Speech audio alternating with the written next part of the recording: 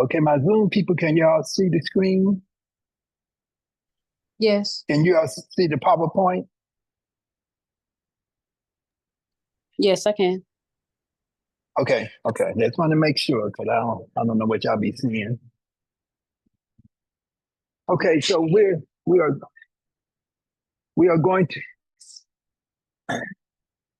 going to get started.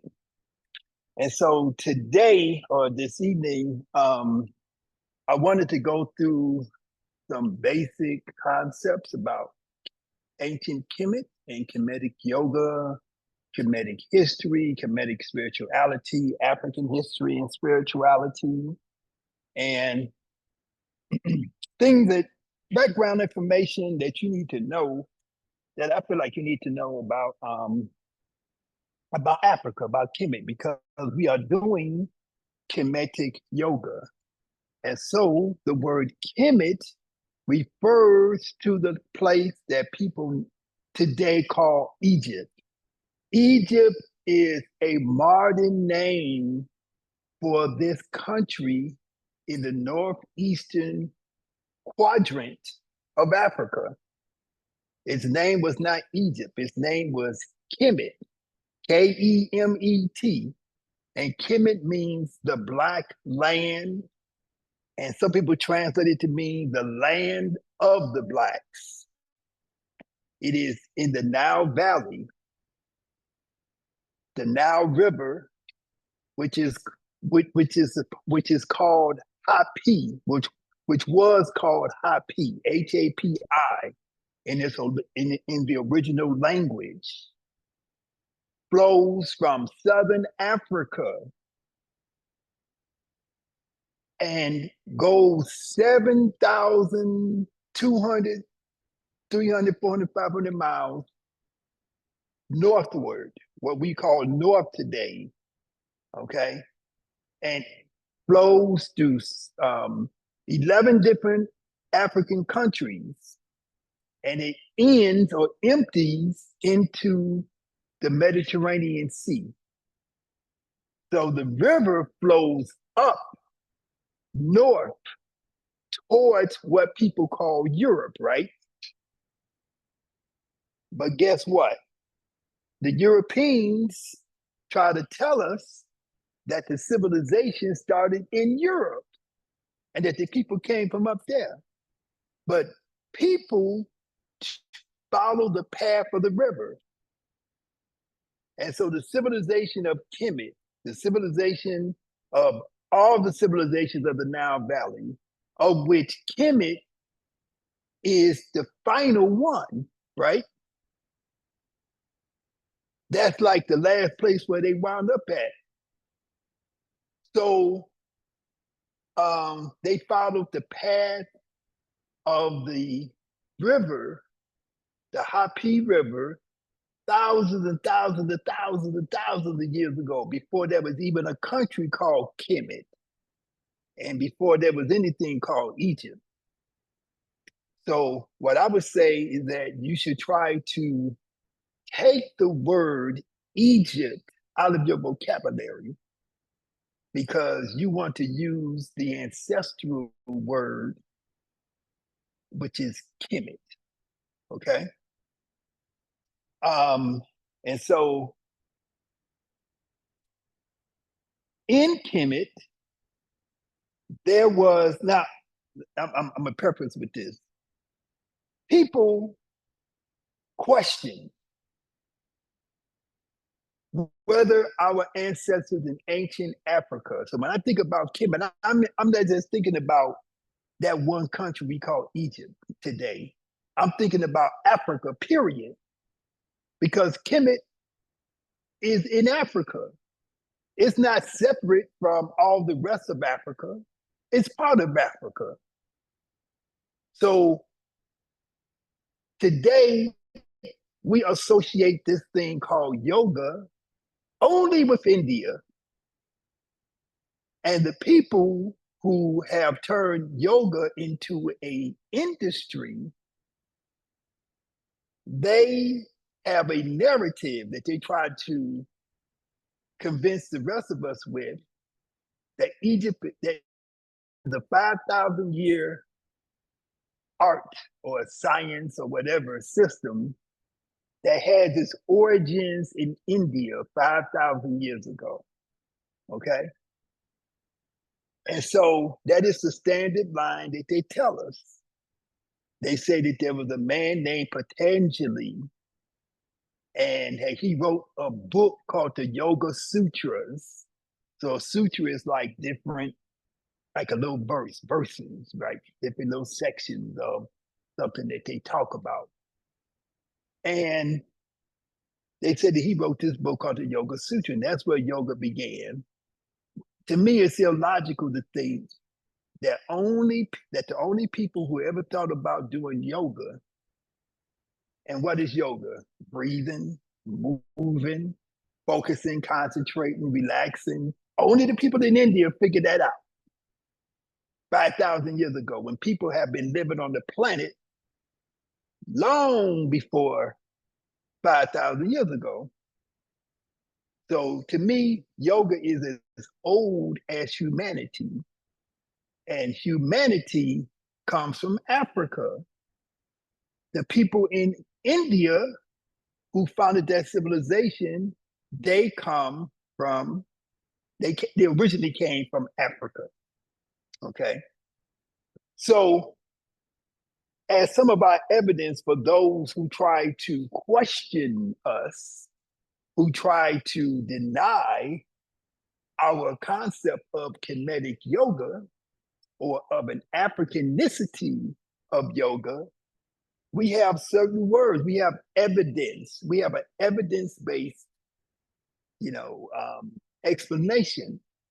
So in ancient Kemet, there was a word called resut quid, or a phrase, two words, RSWT and QWED. Now, the reason why anybody ever thought of, oftentimes when you see the Kemetic words written, you see there's no vowel sounds. There's no vowels written in the written language. That's because nobody knows how the original language sounded. Because the people who were speaking that language was forced to abandon it by the invaders who came into their country.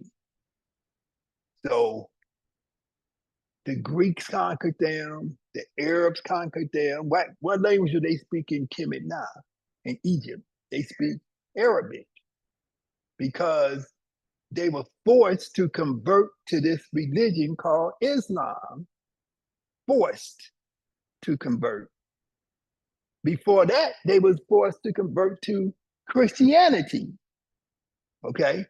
And so that ancient language, which was called Medu Neter, MDW was the first word. Neter, NTR, is the second word.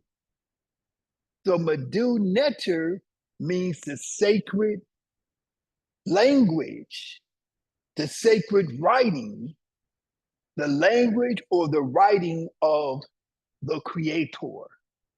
The word neter means that force called,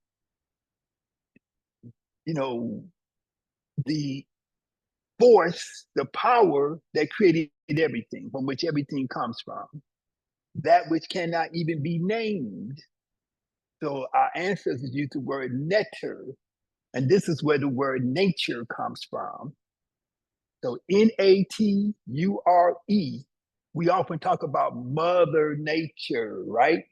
Because we think about, we come from our mothers, the natural environment, humanity, animals, plants, they come from this living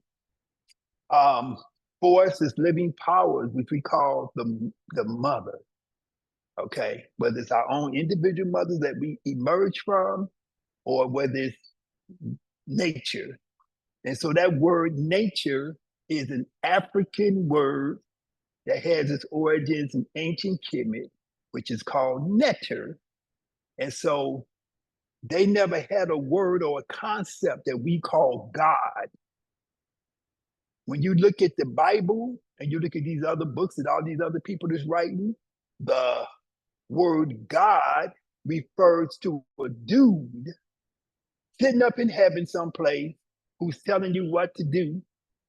And what do they say about the dude? They say he's jealous, he's vengeful, right? He was lonely, so he's all lonely and stuff. So he gonna make some people to keep him occupied, right? Because he's lonely. What kind of, how can somebody who's lonely and angry, create the whole universe? Maybe there was a God that made them, but we wasn't made by that same person, that same dude who they call God. In the ancient African tradition, that force from which everything in the universe comes from has no name because it's beyond our ability to understand. So it cannot possibly be a male, especially be a male, if it's going to have any type of gender identification to be female, because life comes from, I came out my mama. We come out, we come from mother. Okay. So, so one of the words that our ancestors used was called amen. So you hear every time people say a prayer, they say amen. That's amen or even, which means that which cannot be seen.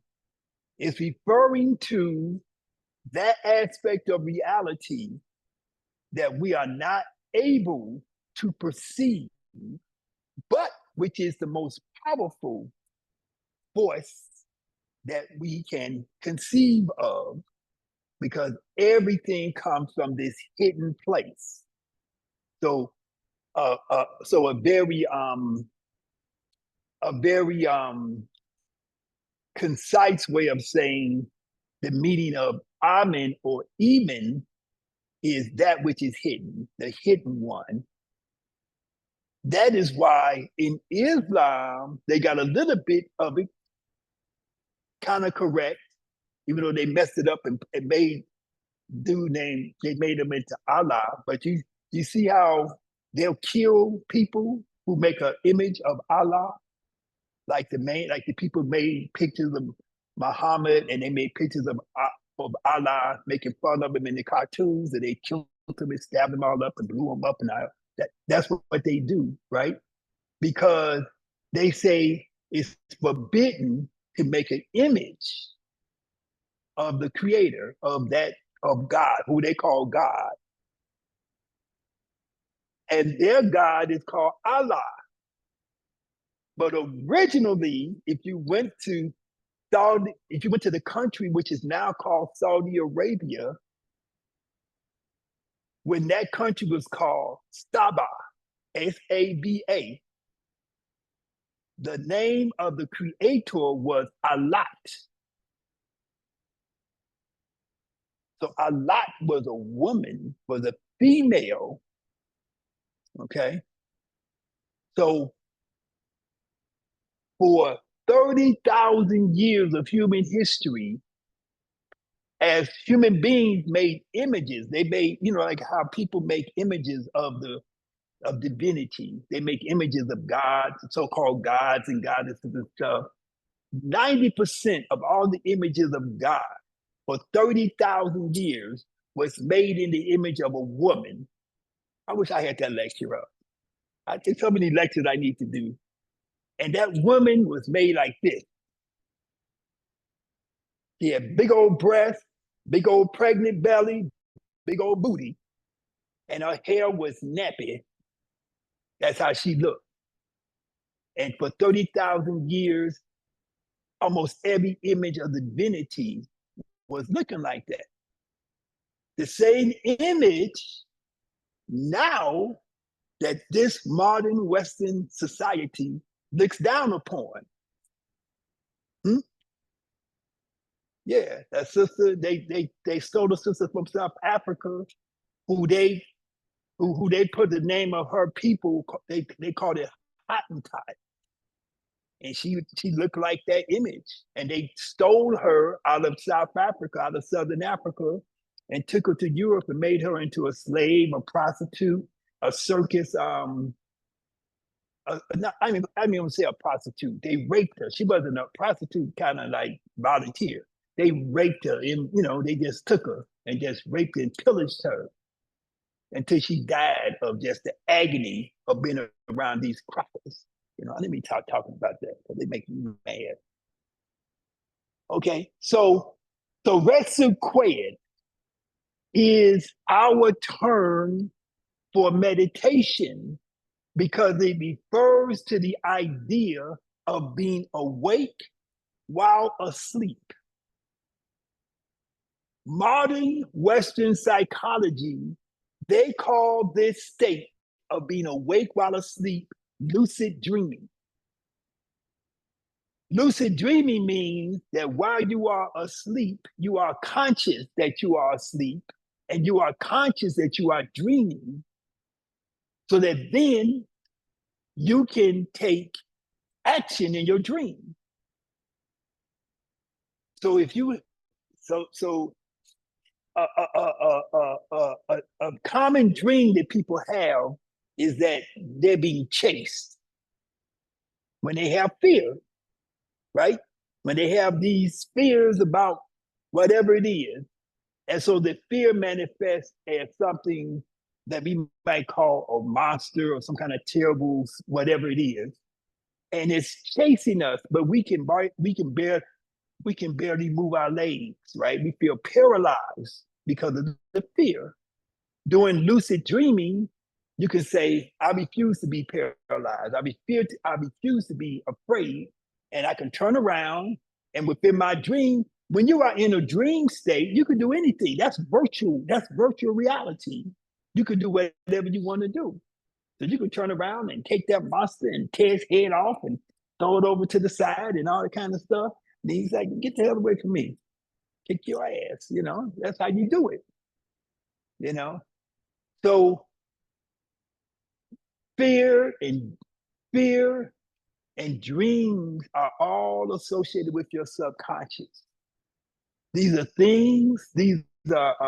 the origin of everything that may be causing us to feel less than confident, less than worthy, that may be causing us to feel guilty. Okay, where does guilt come from? As soon as you are born in this culture, in this Western Christian culture, as soon as you pop out your mama, you got sin. They say you got original sin. That's what they say. I don't know if all the, but I know out of Christian religion, that's what they say. You got to get baptized. You got to get the water poured on you so you can get purified.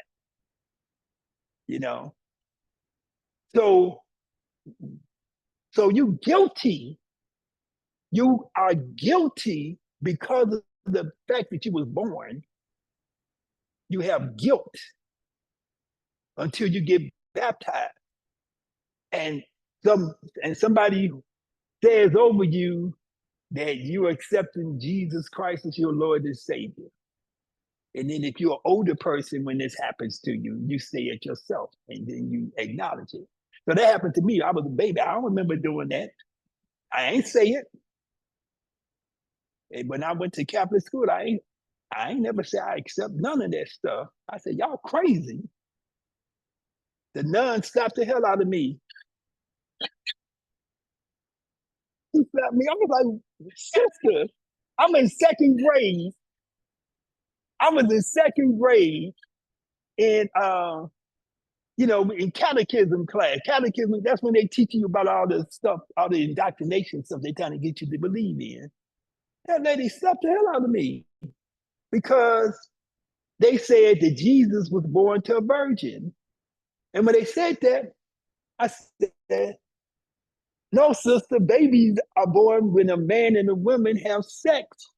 And the man ejaculates into the woman's vagina, and then his sperm goes, it swim around like this, and then it go and it hit the egg, and then it start the egg, it start to multiply, and then eventually it grows into an embryo.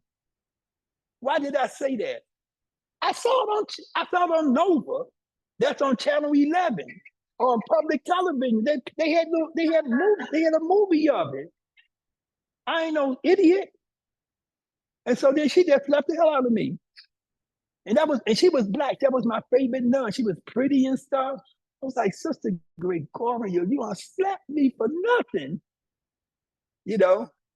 So I was in second grade. So I said, man, forget that. They was brutal. They were trying to beat us. They were trying to beat that stuff into us, right? And all the rest of the nuns, where was they from? They was from Bulgaria and Albania and Russia and shit. They can't even sit down, sit down. You know, they would just talk to you like they was Nazis and stuff, you know. Anyway, this down on 39th Street, right down on 39th Street. We on 45th, yeah, right down on 39th Street, Oakwood Boulevard, okay? So Retsu Qued means to be awake while asleep, okay? And so in ancient Kemet,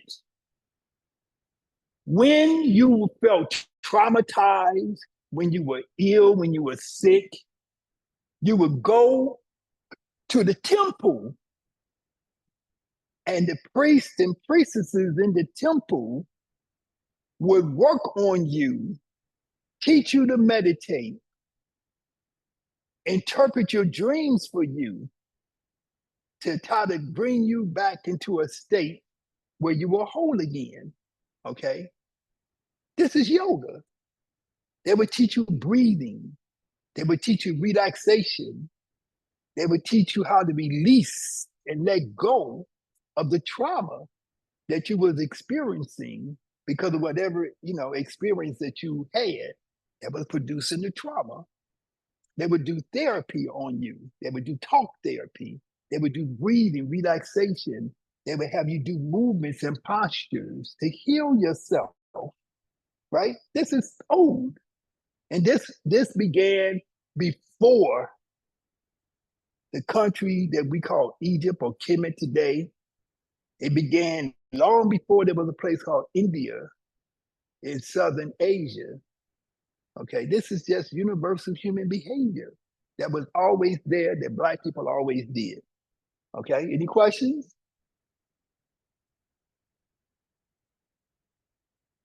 So some of the symbols that we see from Kemet, one thing we have to understand is that Kemet, or the symbology that we see our ancestors left us, is both scientific, but also metaphysical,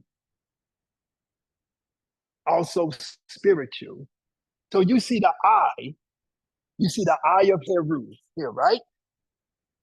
We say that means the third eye, the all-seeing eye, and all that. And we put all of these metaphysical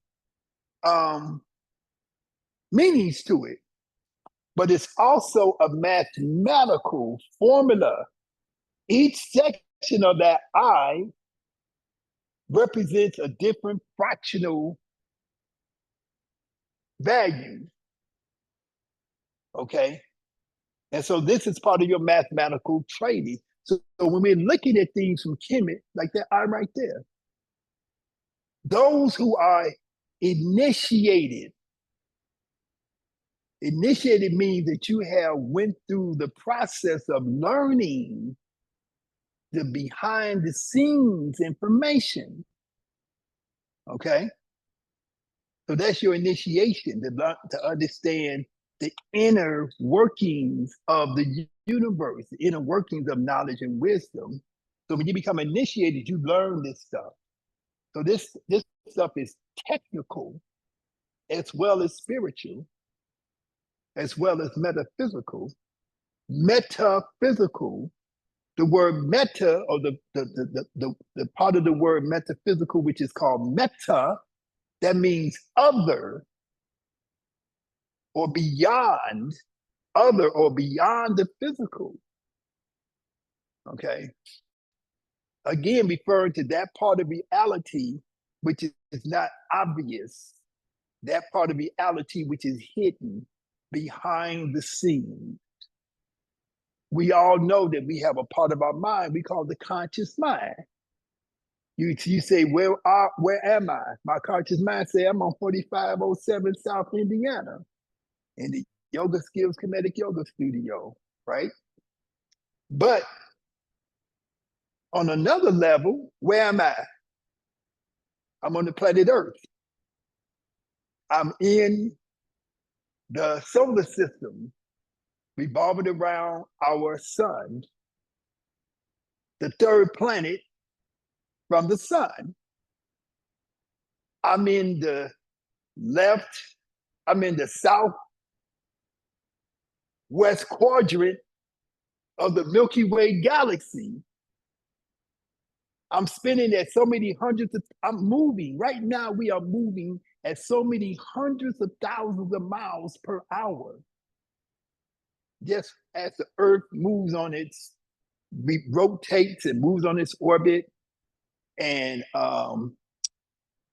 rotates on its axis and moves on its orbit around the sun. It takes 365 days for the Earth to go around the sun, right? That's what we call a year. It takes 24 hours for the Earth to rotate on its axis. What is the circumference of the Earth? How many hours in a day?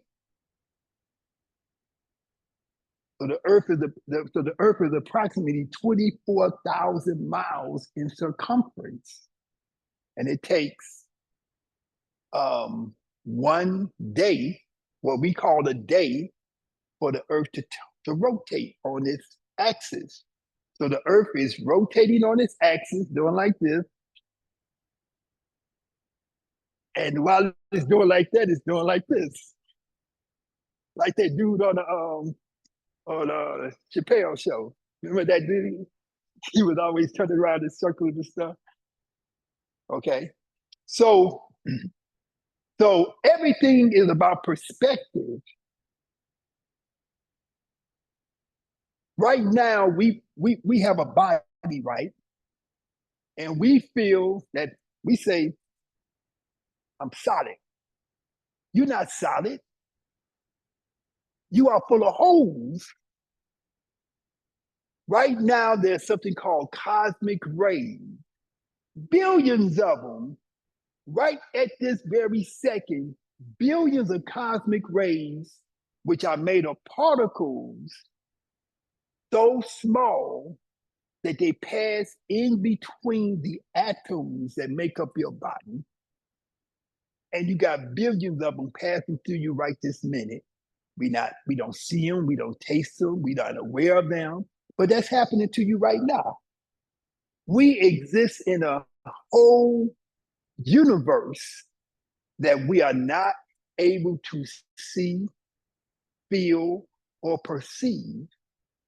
But some of us can perceive some of it because we become sensitive, because we train ourselves to become sensitive and receptive to that part which is invisible, right?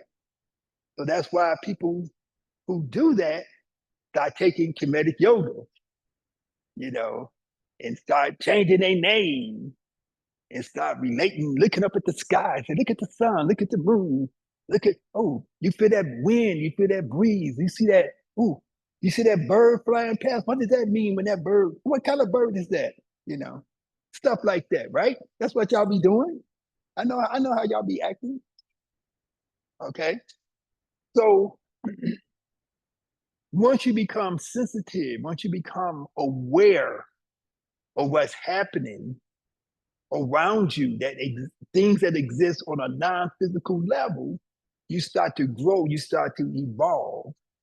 But what yoga does is that yoga is supposed to give you a systematic way of doing this. We do movements and postures to allow us to become aware. We combine our movements and postures with the breath to make us both aware and also to give us control. We practice movements and postures with the breath so that we can move energy, move the life force through the systems of the body that allow us to have awareness and allow us to heal ourselves from a cellular level, from an atomic level. Think about us. Think about your being, right? You got this big main thing right here, right? But this is made up of particles. If you was to shrink yourself down to the size like Ant-Man and go a little bit lower than Ant-Man, you can go all through Ant-Man be going all inside of people, then busting out, right? In the movie Ant-Man. So you're made up of particles. In between your particles, you got spaces. Okay? So we are particles. We are made up of cells. You can look at your skin, you can even see your cells to some degree. You're made up lower than cells, you're made up of molecules. Lower than molecules, you're made up of atoms. And between each atom, you go down small enough, there's spaces between the atoms. But each atom is made up of a nucleus and different particles that revolve around the nucleus. Electrons, neutrons, protons, right? But you have subatomic particles called quarks and gluons, which are even smaller than the atoms, right? And those particles, they behave in a manner which is totally different than what the atoms behave in, because the atoms' behavior is predictable. You can look at atoms, you can see that atoms do X, Y, and Z. And you can say, this is what atoms do. And so people made up this science called physics. And all physics is looking at the behavior of atoms and what they do, and then saying these are the laws of physics. But when they got into what they call quantum physics, they said these things these subatomic particles, they don't even act the way that you would expect particles to act. Because there's this one particle, it's there, I know it's there, then when I look at it, it pop away. It don't even want me to look at it. Huh? Yeah. It's one atom, it can exist in two places or multiple places at one time. Not atoms, but one subatomic particle. They can exist in more than one place at the same time. That's what we call co-location, right? So when you start looking at the subatomic structure of matter and energy, that's when you get into all of this stuff that we call spiritual, right? And we talk about telepathy. I can send my thought to somebody. That's when we talk about, and I can receive your thought from you. I ain't even using no cell phone. That's telepathy. I knew this was going to happen. I had a dream. I had a vision. Something was going to happen. That's called precognition. When you look at the behavior, the movement, the characteristics of subatomic particles, that's when you get into the knowledge of all of these things that science tells us are impossible. So we as African people, we already knew all this stuff was possible. We was doing astral projection, going up to other star systems and planets and stuff millions of years ago. Ain't none of this stuff new to us. But then when we got captured and brought over here, they said, oh, you're supposed to be scared of that kind of stuff because that's the devil. They got this word called familiar spirits.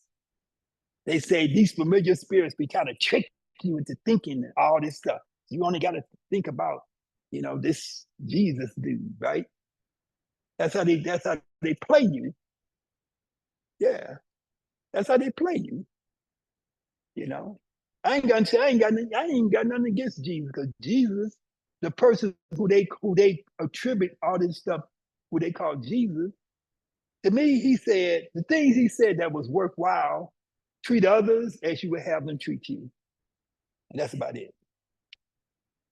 you know, but if you do that, you be fine. You ain't gonna be robbing, killing, stealing, enslaving, raping, pillaging. You ain't gonna be doing all those things. But that's a good thing that Yehuda ben Judah, that's his name. That's what he said.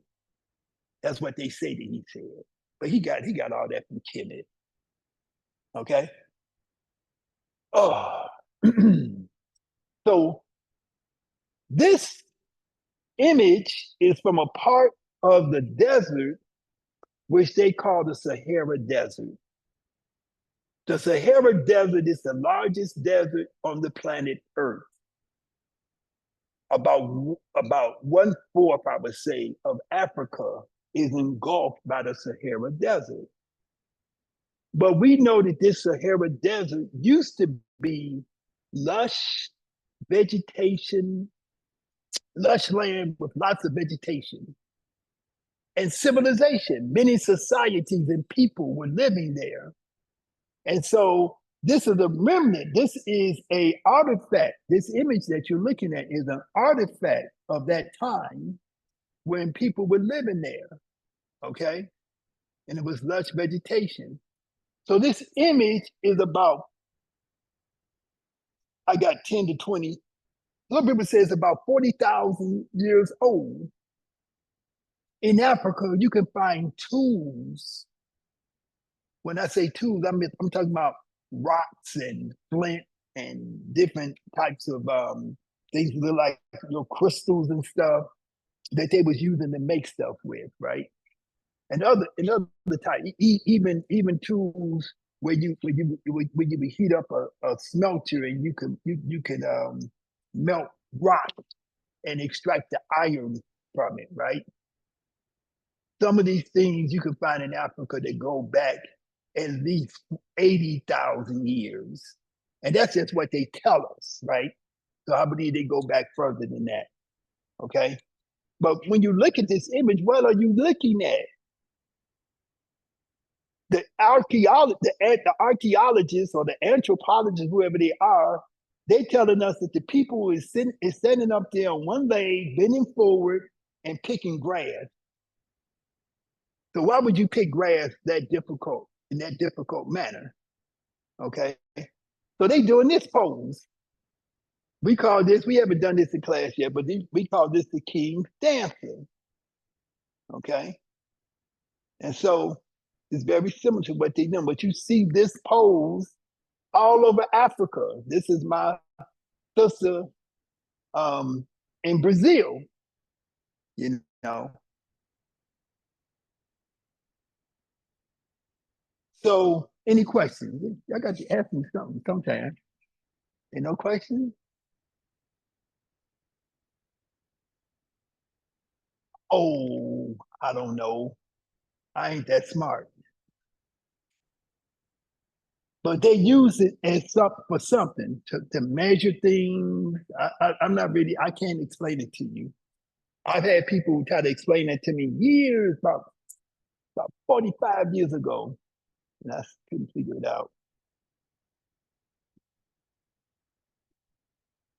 Wait, say that again?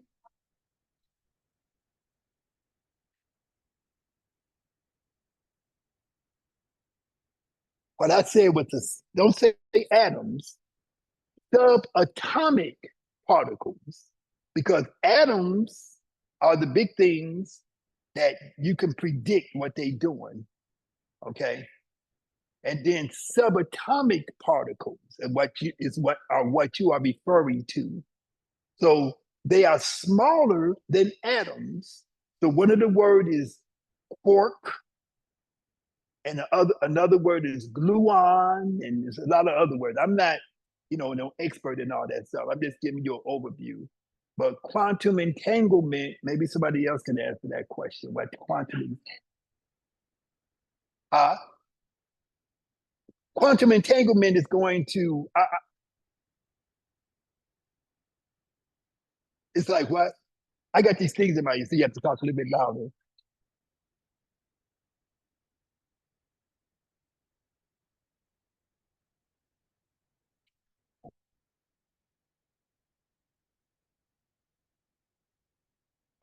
I don't know what the term quantum entanglement exactly refers to.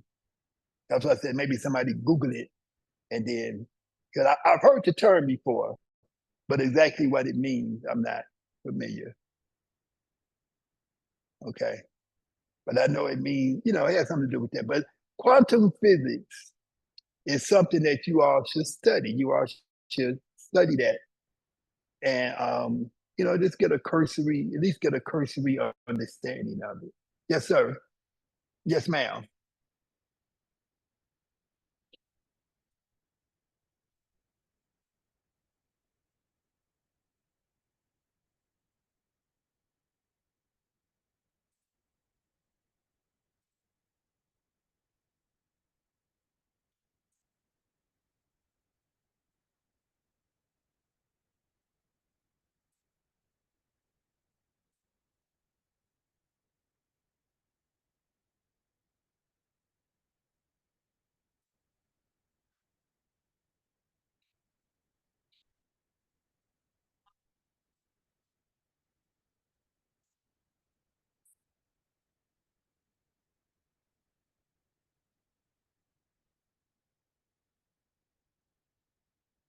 So the question about the Adinkra symbols and things like this, I cannot answer that question specifically.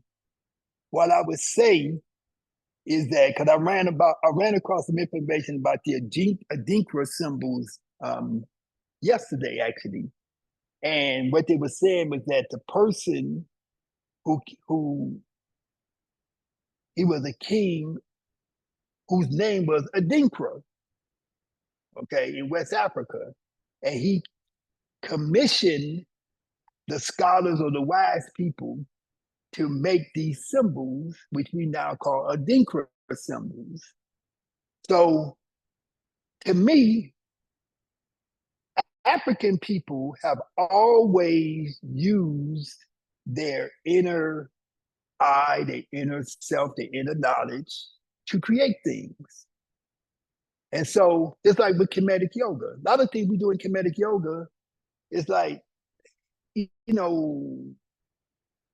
comes to you like it came to me, from the spirit, and it's like, so Adinkra may have been formed maybe like 300, 400, 500 years ago, but they were based upon spiritual principles that are it don't have to be based upon ancient Kemet, because we as African people, we're always creating something new, but the things that we create that are new are in line with that which came before. Because when we are in tune, we are communicating with our ancestors.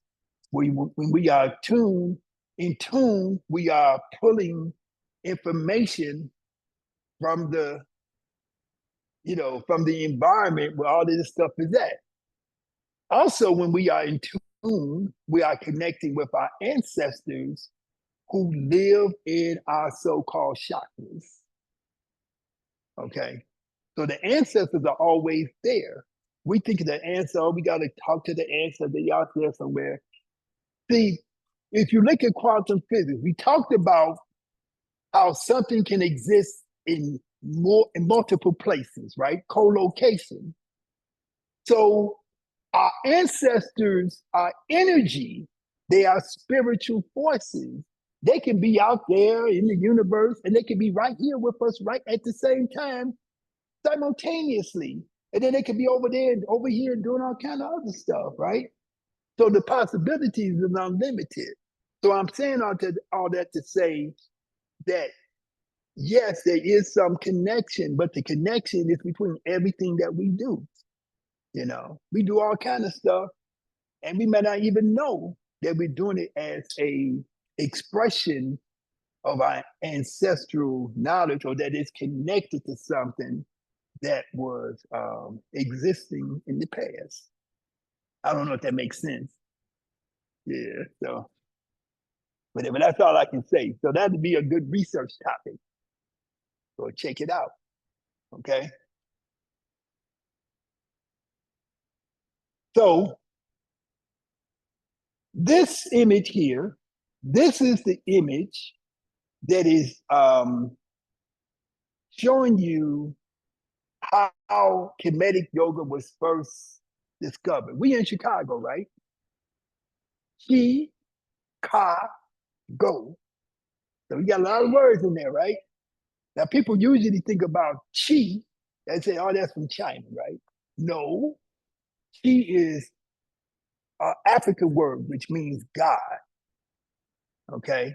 Now the Chinese got it, it was in China, but the chi, chi, is the African word that means God. Ka means spirit. And I'm not saying this is where they came up with Chicago, but I'm saying that you can put it together yourself and figure out what a more deeper meaning of it is. And then you got go, go, Chicago. So Chicago is the birthplace of Kemetic yoga. Our ancestors was practicing yoga, meditation. They had their own religion thousands and thousands of years ago, right? But they experienced what I would call a Holocaust, where their culture, the creation and the transmission of their culture, their language, their religion, their spirituality, their science, their wisdom was stopped because invasions by Christians, like people, like a lot of times you hear people talk about how, oh, the white man went to Egypt and they chopped off the nose and you wouldn't know that they was black. No, most of that damage was done by Christians. They chopped off the nose, the eyes, the ears, the hands, the feet sometimes, because they wanted to disable, in their mind, disable the spiritual energy behind those statues.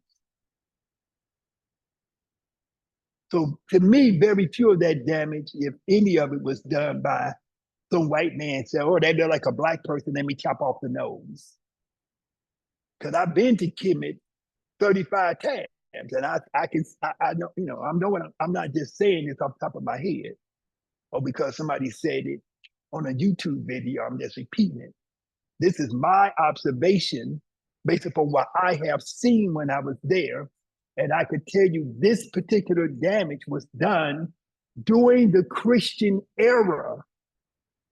Okay. Okay. And so the Christians, if you look at Christians now, they are often, I'm not saying all Christians, because I got very loving, some of my biggest friends and supporters are Christian, right? But I'm talking about this dogmatic type of Christianity that existed during those, during that time, and also exists at this time now. See, the other thing y'all should think about, these people who call themselves evangelical Christian, they're about to take over this whole thing, right? I mean, I ain't gonna say that they are, but that's what they're trying to do. See, so people who don't like to pay attention to politics and stuff like that, you should, because it's going to affect you and your kids if these people come into power, because these people ain't nothing but the Ku Klux Klan What did the Ku Klux Klan carry? They carried a big old cross and they set it on fire. And listen to what these people are saying. They said the same word that the Ku Klux Klan was saying. They just stay the same as the Ku Klux Klan, but they got suits on. Okay. And they putting together their plans. That's what they're trying to bring Trump, because Trump is an idiot. But they use him to have power. See, that's what's happening. So people should be aware of that and understand that it ain't about those lesser to evil. These people are they want slavery to come back. You know. So, but this is supposed mentality. This, when I say Kemetic yoga was developed in Chicago, is because this is an artifact. This is a chair from the tomb of the king whose name was Tutankhamun. What does Tutankhamun mean? And look at that word Amen is at the end of his name. Amen. He was the pharaoh. He was the king. Well, he was young when he came into becoming the king. And so we use the word per-onk above the word pharaoh. Pharaoh is more of a Greek type of thing. P-E-R-A-N-K-H, per-onk. You also have a word called nice suit. Nice suit. And nice suit BT. Nice suit means that he was the king. Nice suit BT means that he was the king of Upper and Lower Kemet. Okay. Upper Kemet was where? Huh? It was to the south. Because just like now, it's like sister, she just came from down south, right? So we say down south because we up here. But they said up south because they came from the south to the north. So when they wanted to go back home, they went up.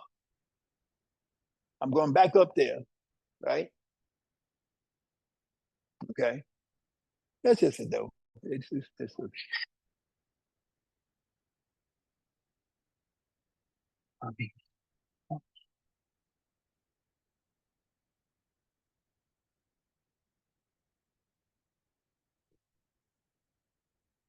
so they call upper Kemet. Upper Kemet was to the south, what we call south. Lower Kemet was to the north. Okay. And so at any rate, this was found in the tomb of Tutankhamun. So that's what I was saying. The title for the king was Nisut BT. Nisut is a plant that grows in the north.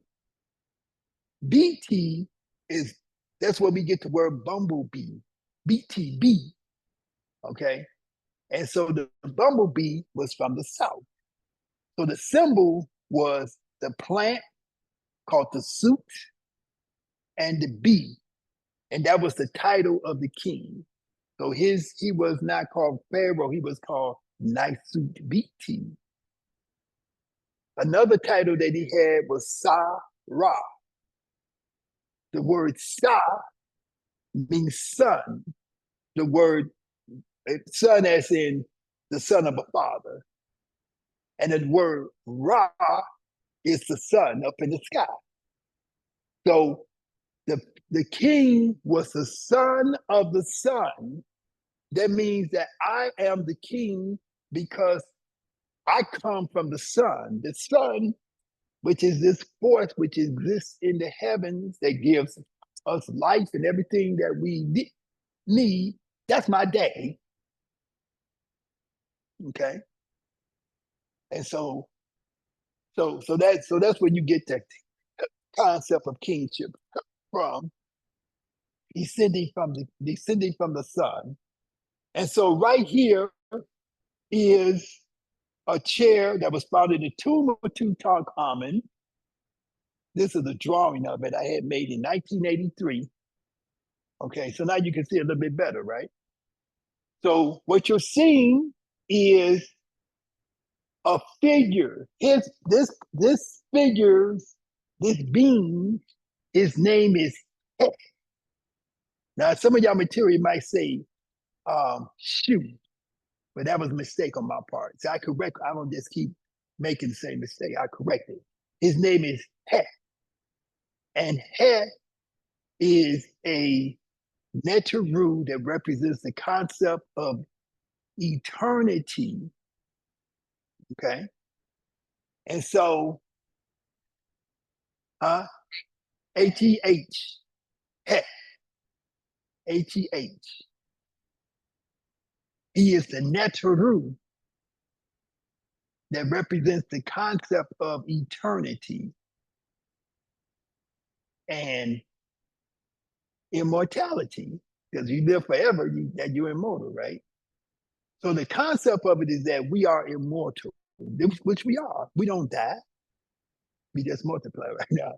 We are immortal because we move from one stage or one phase or one state of being into another state of being, right?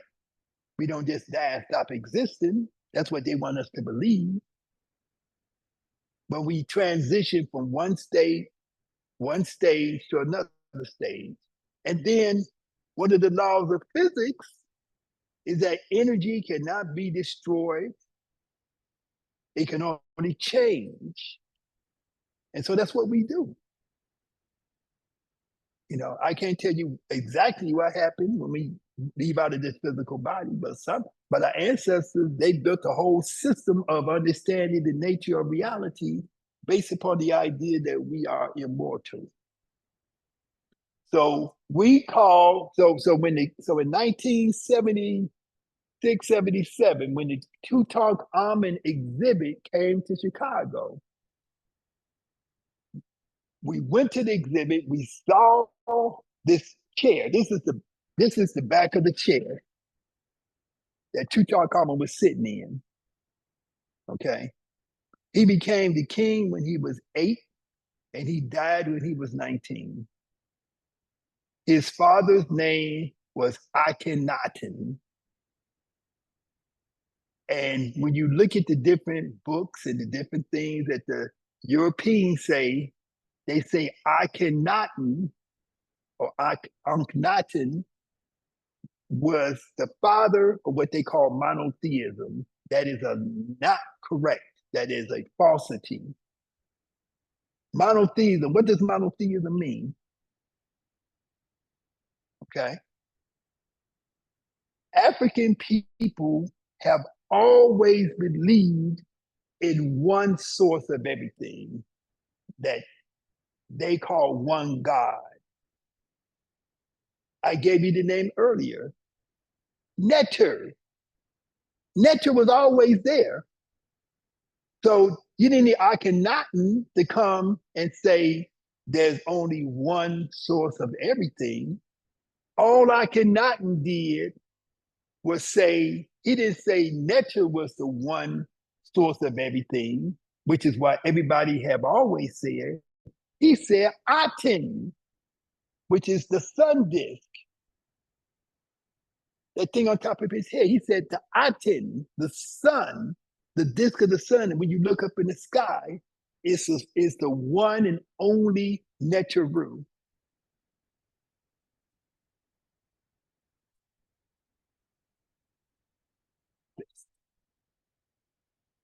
Wait, say that again?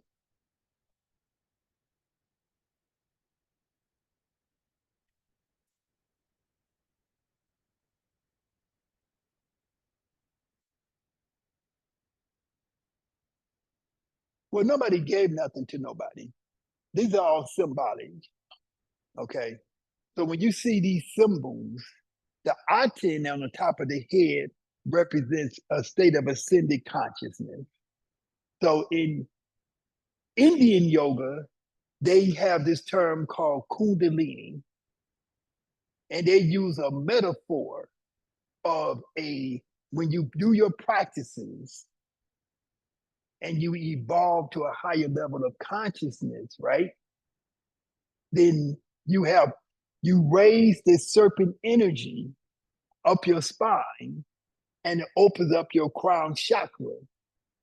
And they use the metaphor of 1,000-petaled lotus flower opening up.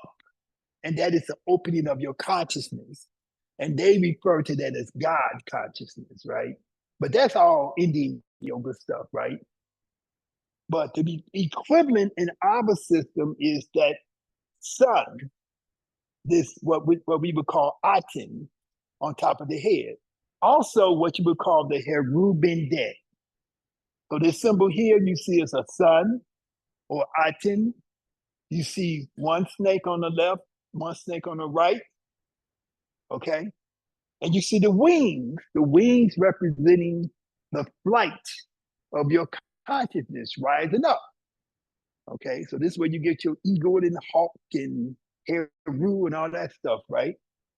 So they was always thinking it was so these ideas of the wings was always very significant. So you got the sun, you got the wings, you got the two snakes, okay? So this is representing the idea that a person has reached their higher state of consciousness. So every time you went into a temple in ancient Kemetic, when you went to the main entranceway, this is always over the door, over the main entrance. When you go inside of the temple and you go into the individual rooms of the temple, this is always over the door.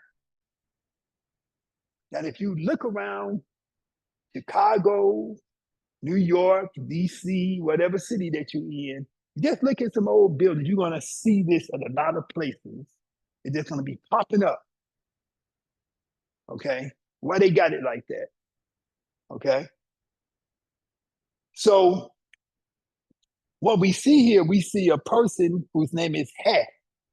In this pose, he's on one leg, his arm is locked into his knee, and then he's going into a spinal twist.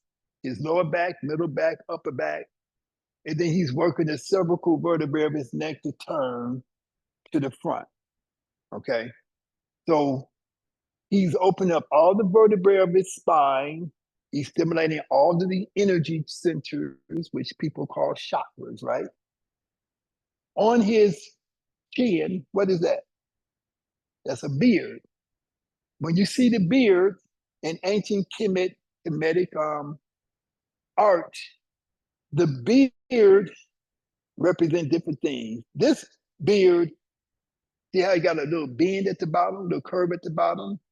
That means that this beard is representing that this being that the beard is attached to is a netaru. The word neter, NTR, represents that force which we call the creator. The word netaru is represent what the white folks call the gods and goddesses. But so we don't say gods and goddesses, we say netaru. So we say Aset is a netaru. He's not a goddess, he's a netaru. Netaru means I am an expression of the divine. I am a force of nature, right? And so He represents that aspect of nature that governs eternity, okay? So he is not a god, he is a netaru. So he is a symbolic representation of the idea that human beings are able to live forever, that we are eternal. That's what he represents. He has the Ankh on his arm, and the Ankh represents that I am able to control my life force. Why? Because I do my breathing and I go into my movements and my postures. And I have trained myself, I have refined myself through my practice of yoga to give me mastery over the internal energy that flows through me, over my physical body. I can draw this energy through my nostrils and so on and so forth, right? Now, right here, y'all see that bird right there? Y'all see that sun, little round thing? That's Sa Ra. That's his title. In this little shin, people call this a cartouche. It's called, the proper name is shin. That's where the name goes, in the shin. Okay. No, the name, whenever you see this, it's called a shin. It's a rope wrapped around something, but your name is always inside the shin. That's all I'm saying. I ain't saying this is always up there, always. I'm just saying that when you're looking at this, in this situation, that's his title, Sa Ra. Okay? The king, the son of the sun, and that's his name, Tutankhamun. Over here, you see another shin, right? And you see Kepra. That's his Kepra name. Kepra name, Kepra is that beetle, and that beetle is pushing a ball. When you see the beetle in nature, it's rolling a ball around. And so they use that as a metaphor for the sun's motion through the cosmos. That's what this beetle pushing this ball is representing. And up here, you probably can't see that clearly. This is the night suit BT. If you look closer, you can see the little bumblebee right there. Okay. And then over here, you can see the little plant called the night suit. So you're seeing the titles. So this is his literal name, Tutankhamun. And then over here is his kind of a title, the Kepra name. Kepra is the beetle, and the beetle represents eternity.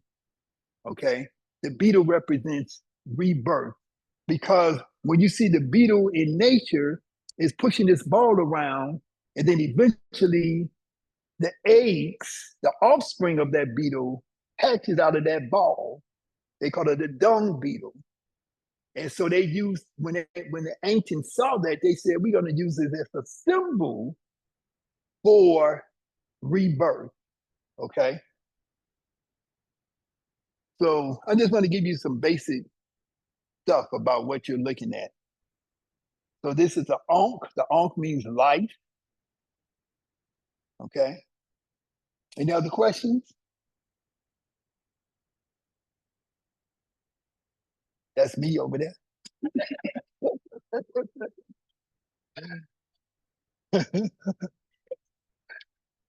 You can see them pants from the 90s, right? Say that again.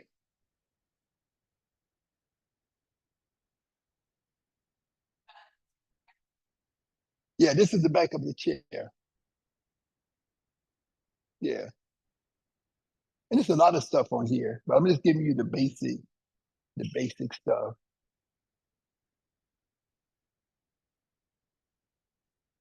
Okay. So this is another pose that we do called the pose of Ampu.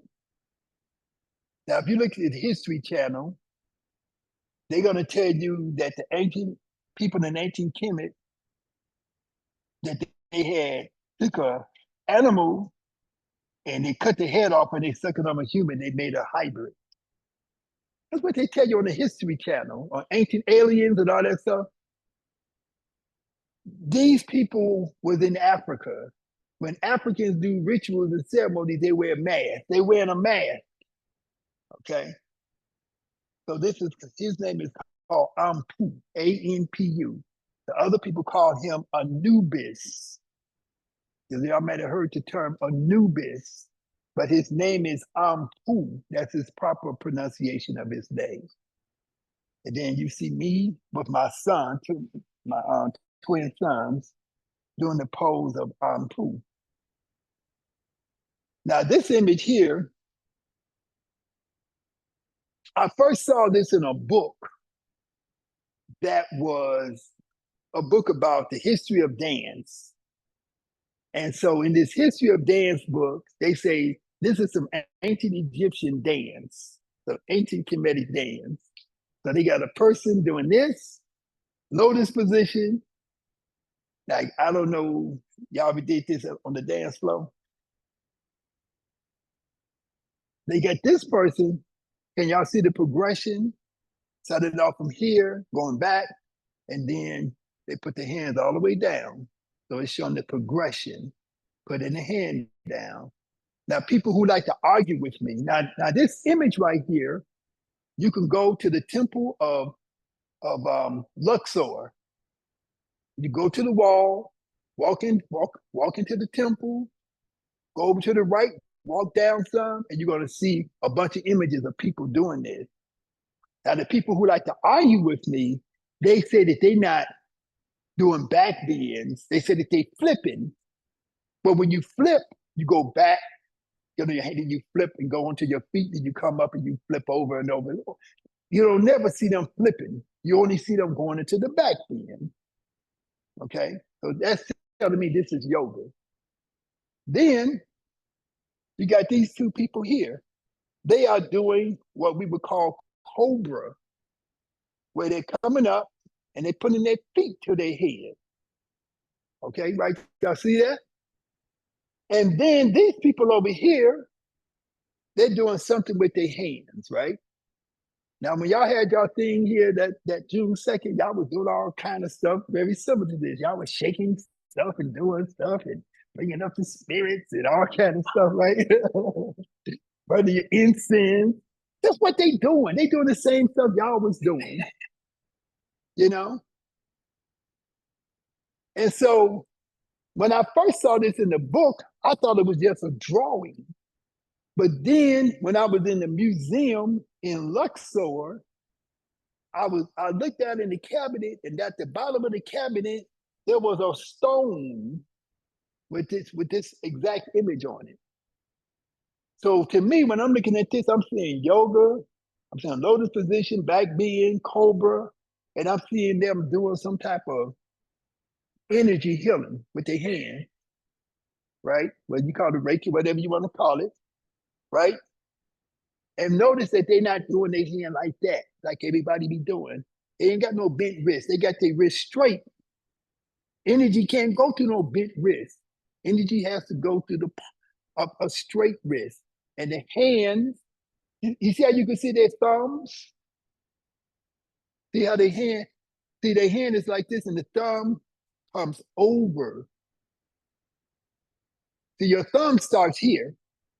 This ain't your, this is just the top part of your thumb. Your thumb starts down there, and it goes over like that to make like a cup in your palm. Okay.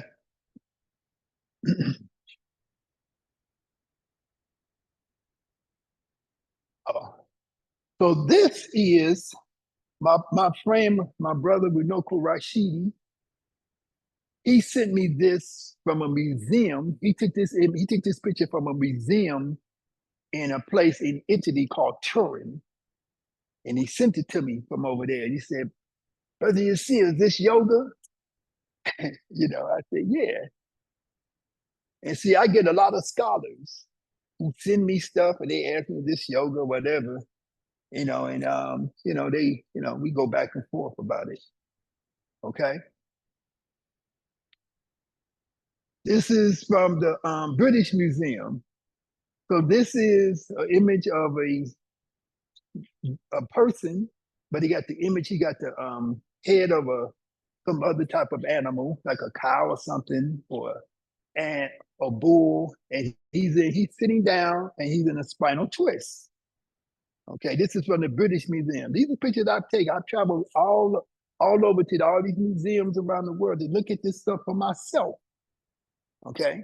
I'm not just listening to so-and-so on YouTube.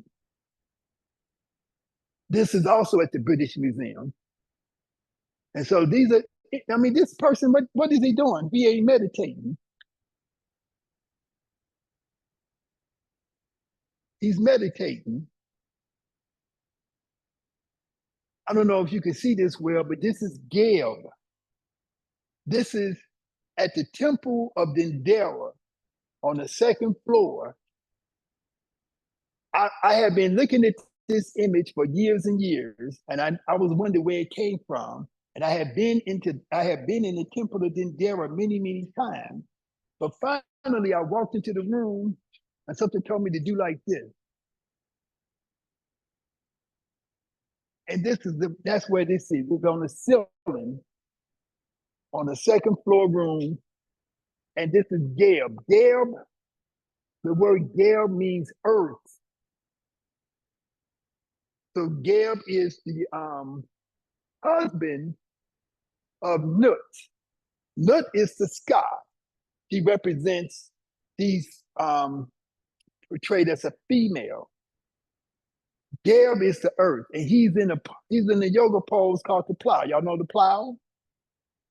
Okay. And so the plow is where you come on you do shoulder stand, then you bring your legs over.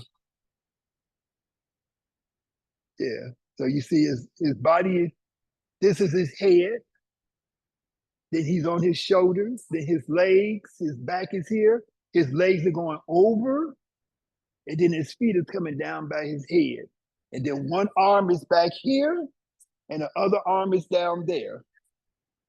Huh? Just like it's up on the ceiling. So you got to do like this in order to see it. Huh? Yeah. Now this piece here, huh? Now, what'd you say? Whose belly? Oh, him? What about it? Oh, yeah. You see the neighbors on almost all of them. Now, nobody, I have never heard of anybody else who ever take this picture and talk about it. I don't know no books. I read a whole bunch of books. I ain't never seen nobody ever talk about this. So when you go to the temple of Edfu, the temple at a city in Kemet in Egypt today called Edfu, there's a temple there that's dedicated to Heru. Heru is always in the form of a hawk. Not always, but he's often in the form of a hawk. And so at that temple, like I say, each temple has different rooms in them. And each room is dedicated to a different Neteru. Each room was used for some form of meditation, some form of yoga, some form of prayer. And in this room, on each side of the wall, up above the door, you got this image of this person making what you would call in Tai Chi the yin yang symbol. So you would in Tai Chi, you would do like this. Inhale, exhale.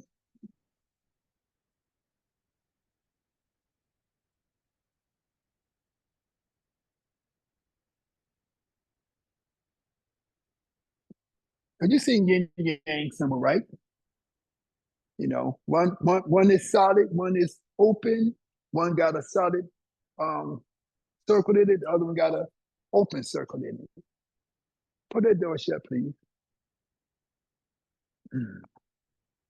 Okay.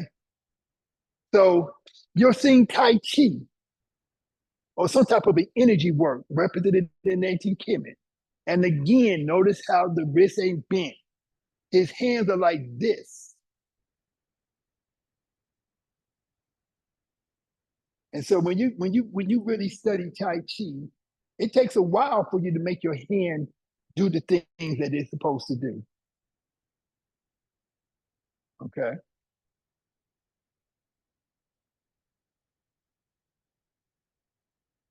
This is in West Africa. So you're saying, can y'all see what this is? There's two people upside down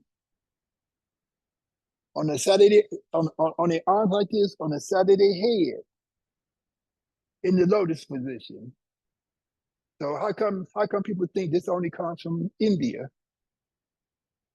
They doing this within the context of a ritual where they have painted their face, they got cowrie shells on, they got mud cloth on, the little things here, pieces that's called raffia. And so these people, they come from a group of people who live in West Africa in the country that people call Liberia. But these ain't the Liberians that they shipped from America and sent back over there. These are the ones that who was never taken out. Okay.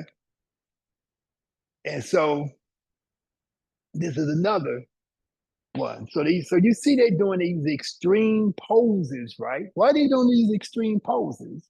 And how come people think this the only time they do this, only time people do this stuff is when they in India.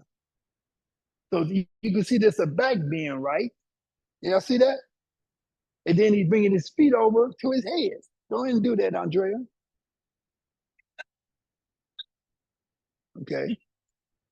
And so this movement is going to increase, it's going to stimulate that flow of energy that the people in India call Kundalini energy, right?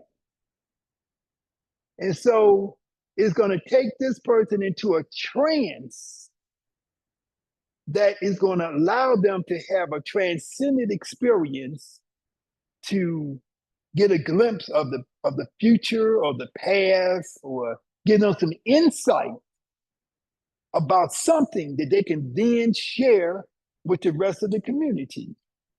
Okay, that's how it works. So we do yoga in the West, we do yoga like, oh, I want to get my core muscles strong, right? They doing this stuff as a science of transcendent experience and developing their psychic powers. They're not just trying to get firm thighs and a tight butt, you know. Now, this is a picture I took when I was in Ethiopia. And so we were just driving, and this guy saw us, and he said, I'm going to show you my handstand, and I'm going to bring my feet down. But he couldn't get his feet to his head. So I said, stop the car. So I stopped the car, and I got his feet down to his head. I said, breathe in, exhale. Push his feet down, got back in the car, drove away. Then some other little guy, he was carrying this stuff. I think this is moringa. So we know, like, we eat moringa, we get powder, we put it in smoothies and stuff.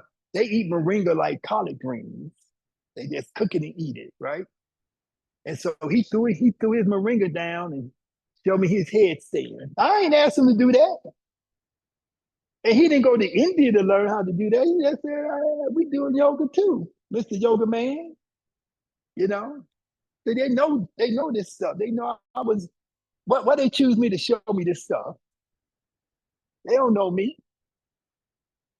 And this is the Olmec. So the Olmec are people who came from Africa, moved to Central Mexico and Central America thousands of years ago before Columbus. And you can see this is a very similar pose to some of the other ones we saw earlier, right? Extreme back bend, right? And I don't know if anybody can, maybe somebody can do that. I guess somebody can do that. Somebody could be really, really flexible, could do that. This another one, this dude here, you can look at him, tell he a brother. There's another one. It's the Olmec people. The Olmec are the original people of, the origin of people called Mayans and Aztecs is from the Olmec Go down to the Museum of Natural History. Go on the eastern side of the building. You're going to see a replica of an Olmec head, a big round head with big nose and big lips that the Mexican government donated to donated to Chicago. This is from the Congo. You see a person sitting in a lotus position. He got an ancient Kemetic beard, and he got a piece on his head that looks like the little Bantu knots that Buddha wear. Okay. And when I was in France, I met some brothers from the Congo, and they were saying that in their ancient traditions, they claim that the first king of Kemet moved from Congo. Y'all know where Congo is in relationship to Kemet?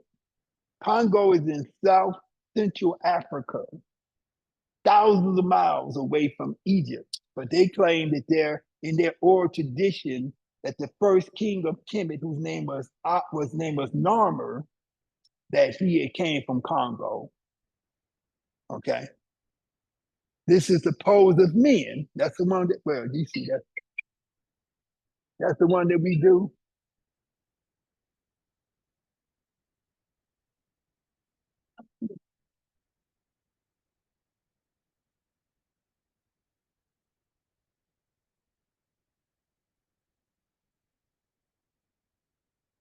Okay.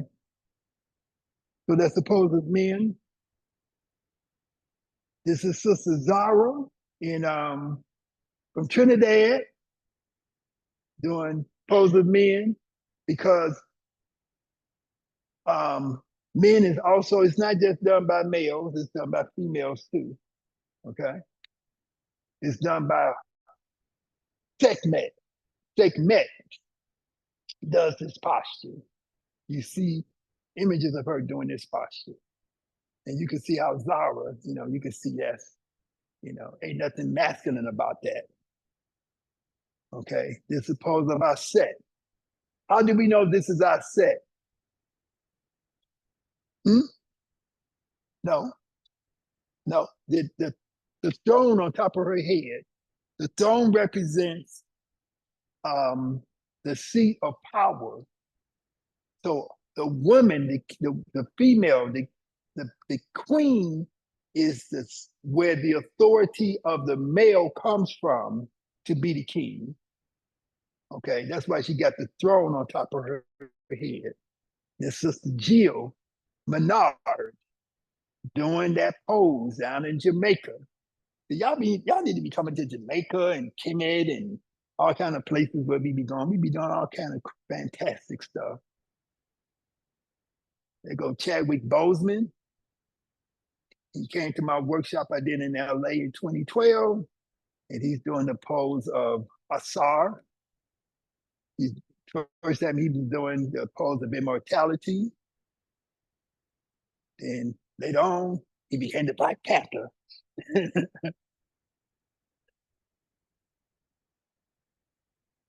I don't say it's inspired by Kemetic yoga,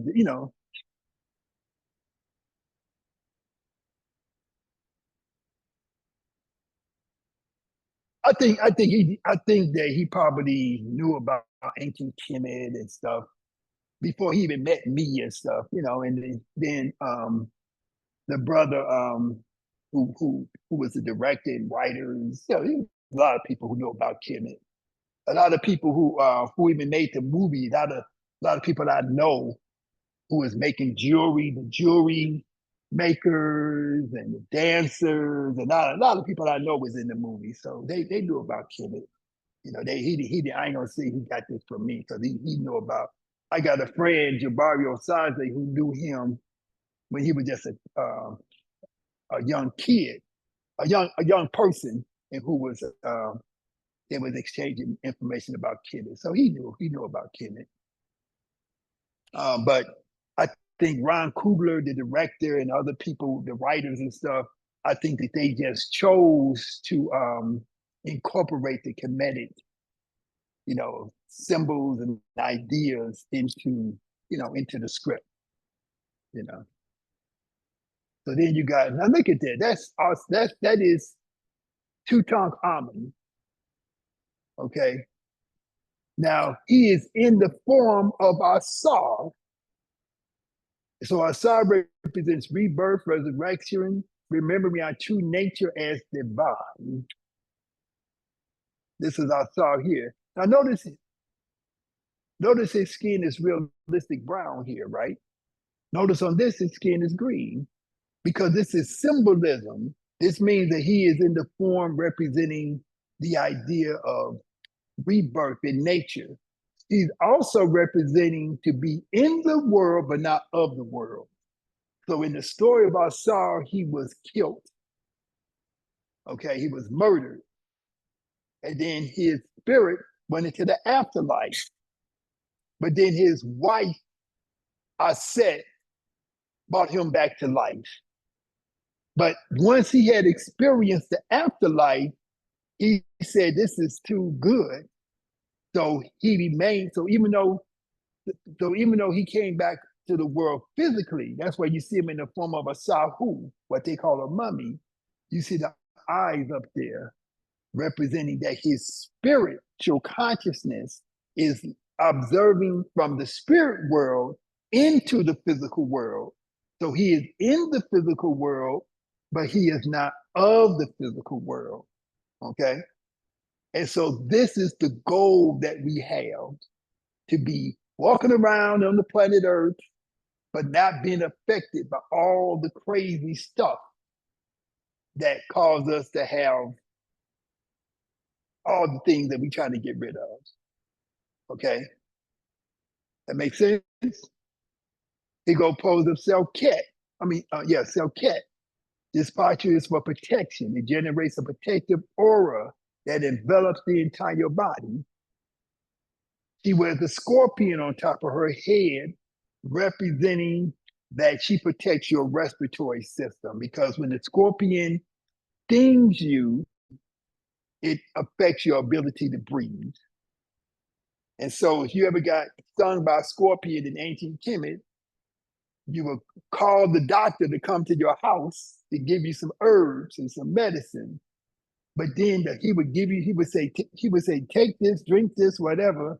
And then he would say, now also say some prayers and do some libations to Selket. Okay. So medicine and healing was practiced both, physically with medicines like we would call herbs, but also spiritually. Now we do this pose. Now, when we start off our ma'aka, we have the left foot forward. The left foot forward represents the idea that we are operating from the right brain. The right brain controls the left side of the body. The left brain controls the right side of the body. So 99% of all the statues you see in Kemet, the left foot is always going forward. So the right brain is your feminine brain.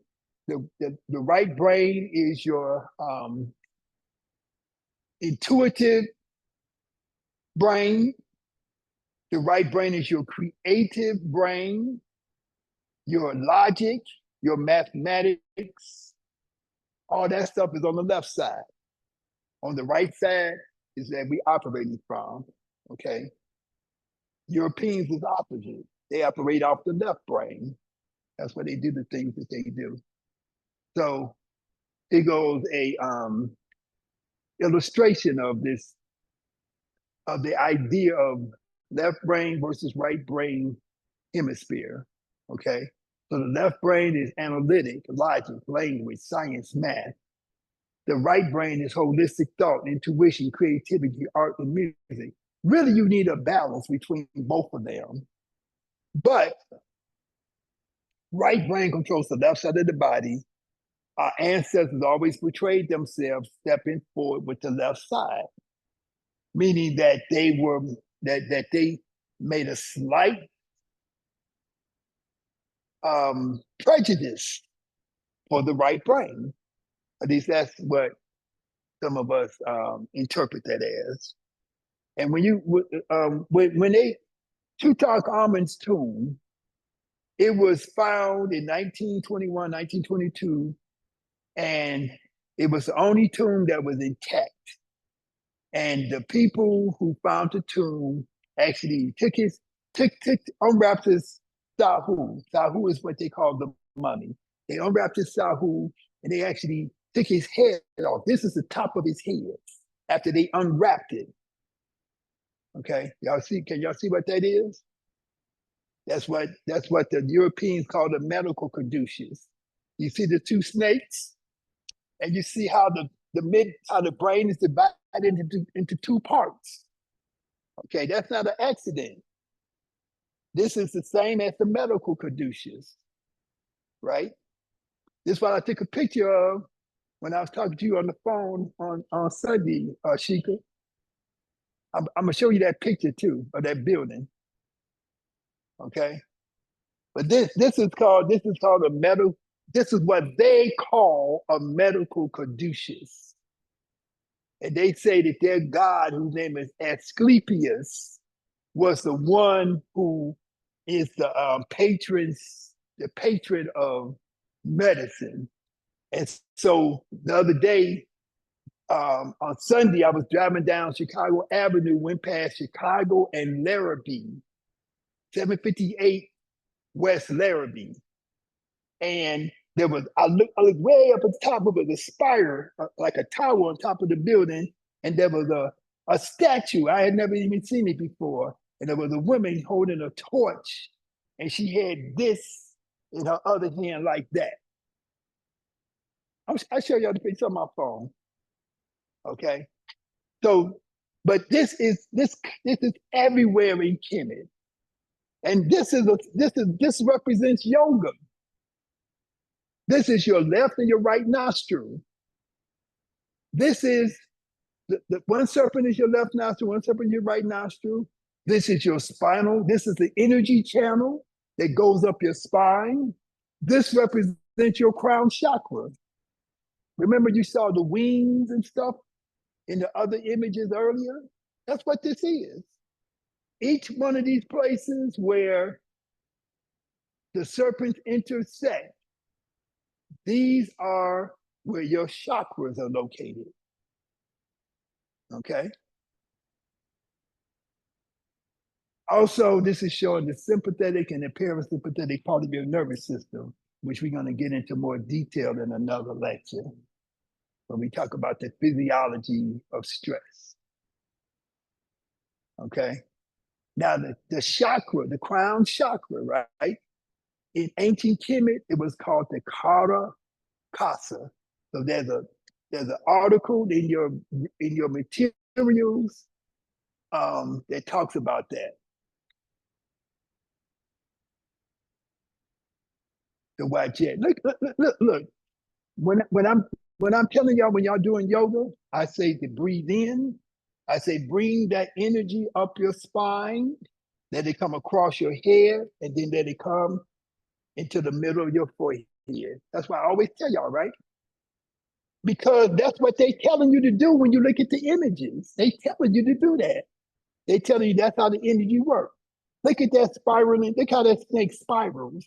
And then the snake's body is intersecting the middle of the head. And then these little circles like that. Think about Buddha. And he got the little Bantu knots on his head. Okay? Look at this image. You have the human being, you have the deity here, or the Neteru here, in the form of Ra. He has his hand in the back of the human who is receiving the energy, being initiated into a new thing. And he got his other hand sending the energy out the hand in the form of an ankh and a wasp. The wasp is like a little symbol, but you see the ankh right there going to the nostril. So this is showing you the connection between the human and the divine. Okay? and that we are receiving who we are. We're receiving our energy from that divine source, which is allowing us to become and to be who we are, or who we are supposed to be, once we put in the work to elevate ourselves to become who we are supposed to be. Okay? Here you see the sesh pose. In this particular sesh pose, he is given an offering, but notice how the feet, the toes are bent, the feet are straight, the buttocks is touching the heel. So he had to work to get into that position. He didn't just sit down like that one day and this was work of doing your yoga practice. So we sit like this in meditation, we sit like this in prayer, we sit like this when giving offering. Okay? And so here you see the king, the PHARAOHS, whose name is Ramses II, and he is in a state of meditation. Look at his face. That's meditation. Okay, so that's it.